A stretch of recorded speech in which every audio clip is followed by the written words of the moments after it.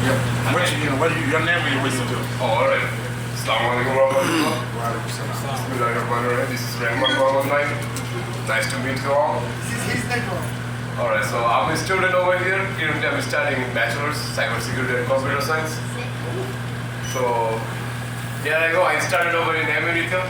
I came here with my dream. So let me see how my Allah is gonna be favored over here.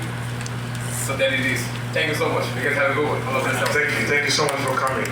So now we do the panelists, and then we begin the part 2 of the meeting. So your name and what you do. What are you going to be last? So we do 2 here and we do 2 over there. My name is Ali, and I'm currently studying to be an IT supporter. Like, I'm currently studying computer technician, to be a computer technician, simply. Yeah, that's what I do. Thank you. It's awesome. And how old are you? 21. 21. Same brother. Yeah. Peace and blessings, that's a blessing right there, young brother. First of all, I'd like to say peace to all the young brothers that came out today. You know what I'm saying? Y'all could have been anywhere but y'all here with us. We appreciate y'all. My name is Donnie K. Vaughn Rivers. I'm the founder of a non-profit organization called I Am My Community in the Bronx. We promote public safety through mental health awareness programs. We got parenthood programs, and we also got an anti-violence unit, which means somebody gets shot, killed, or harmed in our community. We take it upon ourselves to find out what happened to who and why, and try to bring both sides together so it don't be no type of retaliation. Now also go back to like the brother said over here, I'm the same way. Like before I started my organization 7 years ago, I also played a part in the street. So I've been arrested over 70 times. You know what I'm saying? So we here to make sure that the young people that's out here today don't have to be arrested at one time. There's no need for y'all to go through it because you can just ask us. We already went through it. You don't have to go through it. They say a wise person learns from their mistakes, but a wiser person learns from the mistakes of others. Amen. So that's, and that's why we come out here and do the job that we do, and we here to provide y'all with any type of help that y'all need. From jobs to education to any type of skill training to even just sitting down and having a conversation with y'all. So we all here. So, you can't reach one of us, you get everybody's number while y'all here, because that's why we here. Peace and blessings. Hello everyone, my name is Tutu Musa Diallo, born and raised in Mali, but I've been here since 1986. All my college degree from here. My last degree was working on my doctorate in Mali. Into maternities because maternal mortality is pretty high in here and in Africa. So that's a concern I'm very passionate about, and I'd like to see how we can come together as African minority in this place here, especially the Bronx. It's pretty high here. I don't have an office. I'm still looking for funding, and I'm just here to talk about and support the youth because they are our future leaders. Thank you. Assalamualaikum. My name is Jihad Abdul Rahim. I was born and raised in Brooklyn, New York. I have like 7 other siblings, so I'm the second oldest. I was very into the youth. I care about the youth a lot. Even when I see the young guys, I like to talk to them and give them whatever type of knowledge or help that I can give them. I was studying at Medgar Evers College. I was pursuing children's psychology. I took a break for a minute, but I was planning to go back for my bachelor's. Right now, my goal is to be all in the community and help the community, help the youth. I also want to put that word out that how much important that the youth is. That at times I even brought it to one of the imams' attention that even we have a celebration coming up that's called the Eid. And I was like, we make sure we do a celebration for the kids as well. I call it the children's Eid, even if it could be the next day or the day before, how do we do that? But yeah, I think our goal, I think we should all try to make sure that we put more involved with the youth and have more interactions with them. I agree. Yeah. There you go. So we're going to set the first rules. There's only one rules when it comes to town hall meeting is, go straight to the point. because of the time, and we want to make sure, everybody heard each other, and we get the key point out of the meeting. So let's make sure we go straight to the point and make, also the culture become more smoother. Okay? So I'm passing the mic to Modi. Like I said, Modi is the leader behind this, is the one that elected me in 2019 to be one of his, his youth leader under his organization. So since then, we've been checking up on each other when it comes to community work. We work together once a year, at least. Yeah, but this year is different. I keep working with him too much this year, so I have a good feeling, So thank you for putting this together. So opening the meeting, take it there. Absolutely. Thank you everybody for coming. My name is Mori Piate. I'm the chair of the African Immigrant Commission of New York and Connecticut, Incorporated 501c3. And we're an advocacy group, and we try to be the voice of the African community. We organize arts and culture events. We organize workshops such as financial literacy, immigration law, family law workshops. And we also organize protests. So a lot of elected officials that say, hey, it's better that we organize the arts and culture. You don't want us to be organizing protests against you. So you need to support our events. You need to attend the events and be there and support the African community. That's what we try to do, basically. So this particular event, this is our third edition. This year, in the span of just 2 months, this is the third event that we're doing. We did the gang summit, violence intervention summit, and we did a brunch, public safety brunch. This is the youth summit that we're doing also, just in a span of 3 months, because it's so urgent to what's going on in the community with all the violence that's going on in the community, and the African youth basically, dropping out of school and joining gangs, committing crimes in the community. So we feel like this is urgent, and we cannot just let up.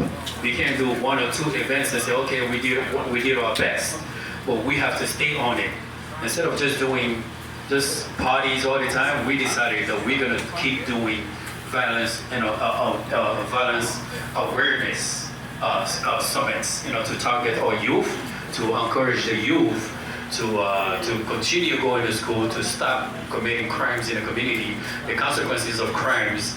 And that's why we brought together our brother like K-Born, our sister Diallo, and the youth, that joined the panel right now, because we want to hear from them. We want to hear what they think about what's going on. So today's event is actually sponsored by the city, and we're supposed to also talk about bias and hate. Bias and hate. We all know hate contributes to violence in the community. Hate against people, hate against anybody, and that's why we put together this particular forum to target that particular issue: violence, hate, and bias in the community. So that's why we're here. I want to thank our Vice President. He just walked in. He's been with us since the inception of this particular organization. And I see our brother, Davis, from the Bronx Borough President's Office. Thank you for attending the event. And this event is highly important to us. And we hope to gauge the youth and explore some of the solutions that we can adopt moving forward. So thank you everybody. Thank you Sekou for hosting this event again. This is the second time that you're hosting this event. And Sekou has a deep connection to the youth in the community. We cannot do a violence intervention event without Sekou in the community, targeting the African youth from Grand Concourse and this area of the Bronx. So we hope that we can reach the youth, and even if it's one that we inspire to just stop committing crimes in the community, that would be great.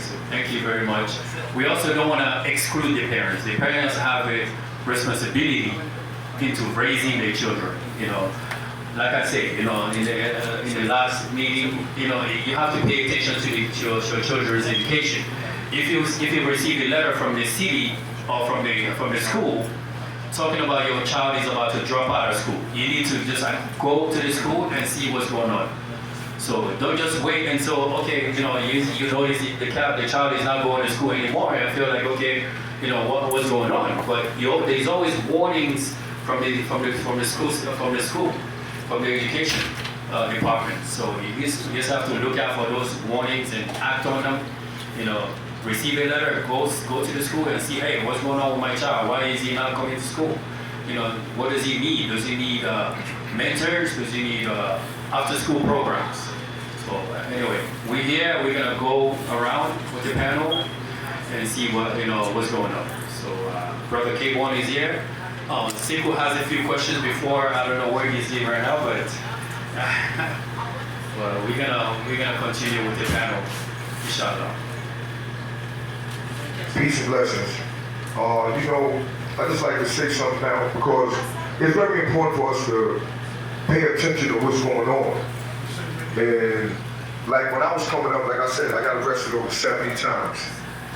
The things that they put in the community when I was young to have us trapped was crack. So they put crack in the community. And with that, it was like you had guys that, like myself, who was making $2.75 an hour, that the next thing you know, he was making $10,000 an hour. So that influence right there made a lot of people go down in the wrong directions. Because like I said, we was making $2.75 an hour as some youth. Next thing you know, we outside making $10,000 an hour. So that influence right there took a lot of young black brothers and brown brothers in the wrong direction. From that, they came up with a lot of federal laws, crack laws, and all of that, things like that, which found first offenders like myself. When I first got locked up for the first time, I got 10 years. They wasn't giving us no break. They was washing us up. It was people that was getting locked up with less than 5 grams of crack that was getting 30 years with no parole. They never got locked up a day in their life. But at the same token, you had people that was selling cocaine, which was the Caucasians, and they was getting locked up, and they could get locked up with up to 5 kilos of crack cocaine. Cocaine, regular cocaine, and only get up to 5 years.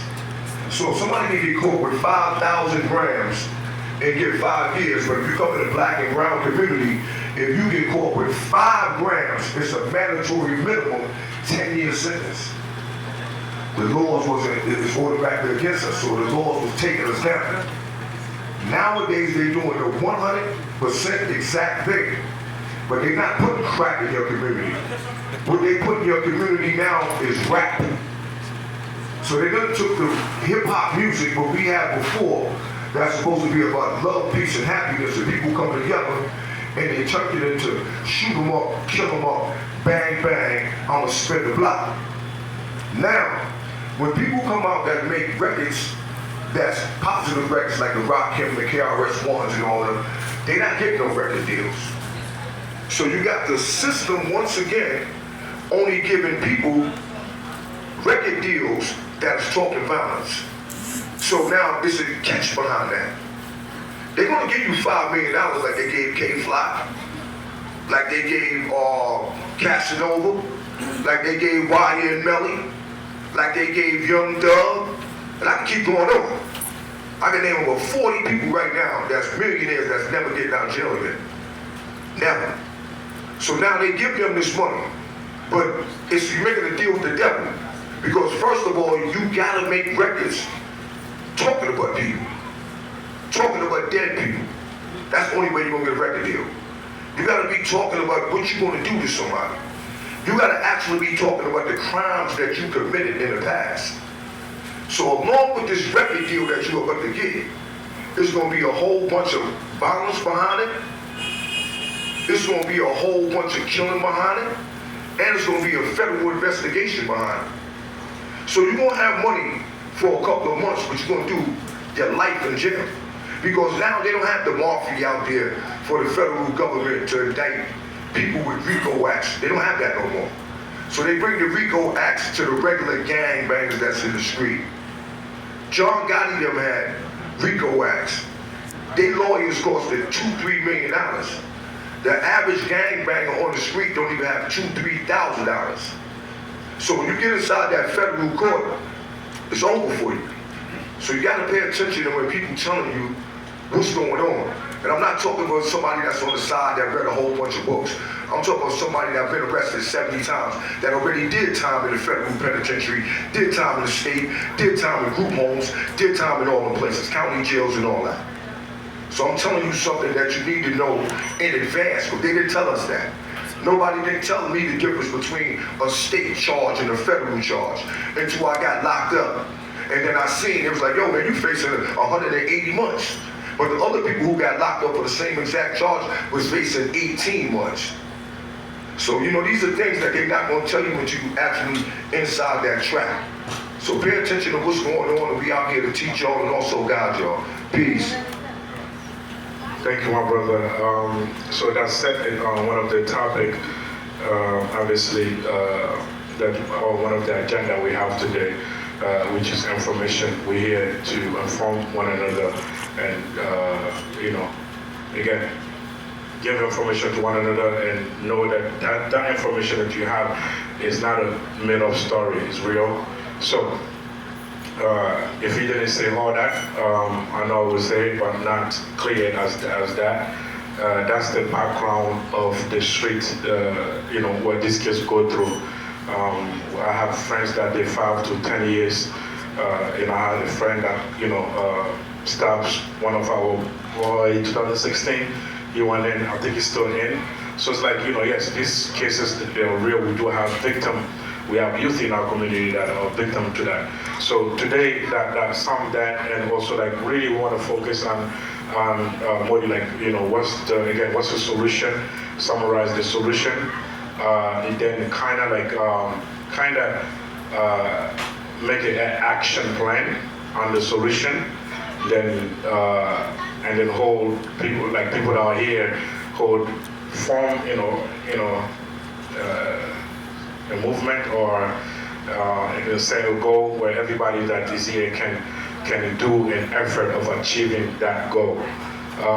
So we're going to stick to the topic of the youth, but mind you guys, I want solution only. When it comes to the youth, one of the topic again is violence.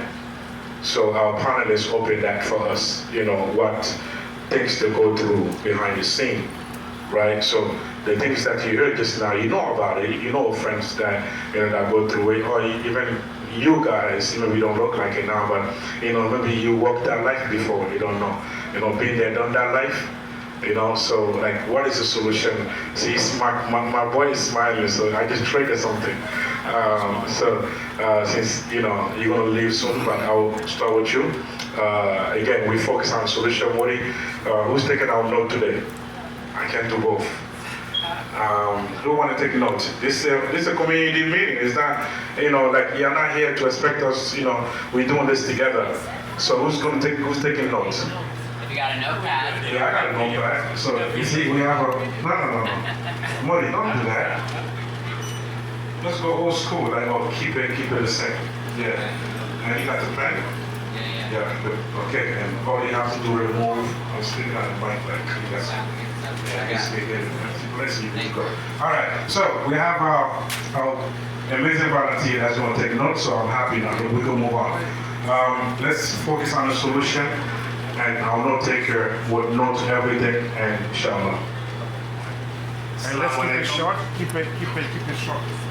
So, my name is Abseni Sek, and I'm originally from Guinea, from West Africa. Graduated last year from Loyola University of Maryland with a bachelor's degree in political science and double minor in peace and justice and French. So, graduated at the age of 21, and right now I'm working with DOE. And I work with Grand Associates. It's a workforce development company that is in Wall Street. And we work in partnership with DOE. And what we do I know most of you maybe heard of the city programs in high schools around like New York City. So I oversee business and finance in all city high schools in New York. And now talking about the youth, that's what I do. I give internship to high school students all around the city. So we place them in different areas in the neighborhood because we work with local businesses, and then they go through the application process where they apply, they get interviewed, and they get placed based on their interest. Now, looking back in my community here, we know that as young today, we have a lot of issues that's going on, especially as we talked about violence. And I will go straight to the point. And I took just some notes right now of what we can do for the solutions as we're doing right now. Number one thing we can do is education awareness. They need to understand, what is violence and how it impacts not only their life, but also the life of their families and also the people that live around them. And also, another thing that we can do is addressing socioeconomic disparities, because it's because of socioeconomic issues that a lot of kids go into doing other things, selling drugs or being involved in gangs because they want easy money. And You say facts. but something that covers all of that, the most important thing is we need to address trauma and mental health, because that's the most important thing that we need to talk about. And one thing is that a lot of African parents do not understand depression when it comes to youth. There is not that communication between father and son, or father and daughter, or mother and son and daughter. You're talking Because for they you do not preaching, bro. understand those realities. When the youth talk about it, they say, oh, it will pass. We've been through more than that. But in not understanding today's reality, we are so sensible, because not only we are affected by family, we are also affected by the community. We are also affected by what is happening around us. So that is something important that we need to talk about. And I always tell Sekou, there is no bad kids, there is only bad behavior. And that Bro, can change. I learned all this, bro. That can That's be my little changed. brother, bro. So that is something that we really can do, and it is important also to include the youth themselves, Summarize, because my they brother. have to be part of these communities. They have to be part of these. They have to be part of these meetings or the workshop that we will do, and anything that involves the youth, they have to be part of it. That's all I have to do. Thank you so much. Yeah, you see, you gotta clap for that, bro. You see, I didn't get a clap yet, bro. And I'm the host. I'm coming to you. You guys are, I told you, they're important one of you guys. Yeah, they're very important.